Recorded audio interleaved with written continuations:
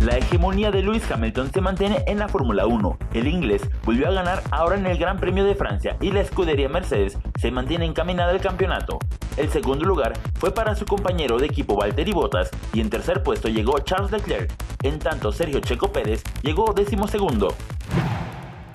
Roger Federer lo hizo de nuevo. Tras derrotar a David Goffin por 7-6 y 6-1, el tenista suizo ganó el Halle Open por 10ª ocasión y sumó su título número 102. Con este campeonato se encuentra a tan solo 7 títulos del récord histórico de Jimmy Connors. Con un dramático triunfo en tiempos extras, Francia avanzó a los cuartos de final del Mundial Femenil. La selección anfitriona se impuso 2-1 al seleccionado brasileño liderado por Marta. Con este triunfo, la selección local se mantiene invicta en el certamen y ahora enfrentarán a Estados Unidos o España.